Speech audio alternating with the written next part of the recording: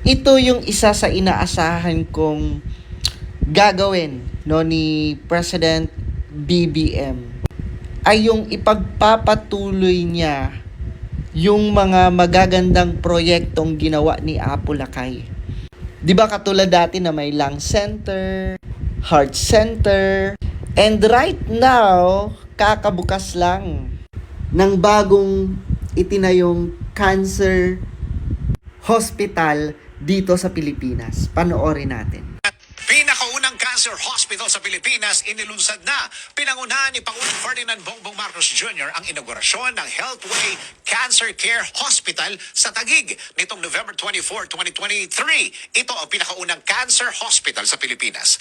Bunga ang paglunsad ng ospital na ito sa US trip ni Pangulong Marcos. Matatandang isa ang pagpapatayo ng Healthway Cancer Care Hospital sa mga kasunduang nasaksihan ng Pangulo sa sidelines ng 2023 APEC Summit na ginanap kamakailan lang. Ano nga ba ang maitutulong ng pagkakaroon ng cancer-centered hospital sa bansa? Tara, alamin natin yan. Isang premier healthcare institution ng Healthway Cancer Care Hospital na nag-aalok ng wide and comprehensive range of cancer services mula sa screening, diagnosis, treatment at post-cancer care.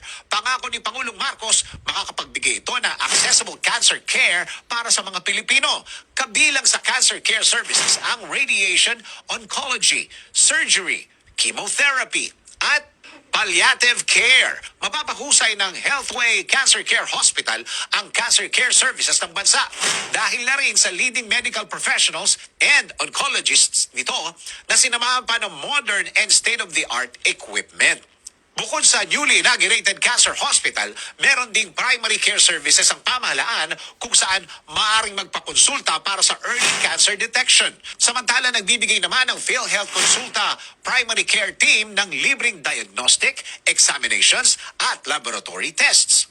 Para naman sa cancer treatment, sinabi ni Pangulong Marcos na nagtala na rin ang pamahalaan ng 25 o 25 specialty centers for cancer care sa mga piling ospital ng Department of Health o DOH sa buong bansa.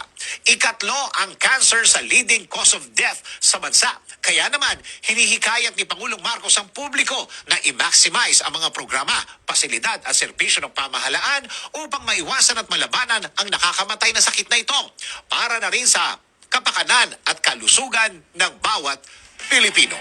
Yon, di ba? So, yan yung ginagawa nila Apo Lakay dati na which is ngayon, it's a good move na ipagpapatuloy at nagiging inisyatibo na rin ni President BBM, lalo na yung cancer hospital. And kita nyo naman, narinig nyo naman na napaka-high-tech ng, di ba, napaka-high-tech ng mga equipments, no? And malaking tulong iyan lalo na sa mga cancer patients at sa mga yung may malubha na talaga, no? Yung may malubha na talagang karamdaman pagdating sa cancer. Kaya sana more projects pa, no? Sa mga ganyan kasi alam ko sobrang daming matutulungan ng mga Pilipino. And sana, no, sana abot kaya lang talaga and mas sustentuhan ng gobyerno ang mga kababayan natin, lalo na yung mga nagkikahos at yung mga kapos, no? Sana ay matulungan ng gobyerno pagdating sa expenses. And I'm sure meron yan, no? I'm sure may mga programa yan para matulungan talaga yung mga cancer patients.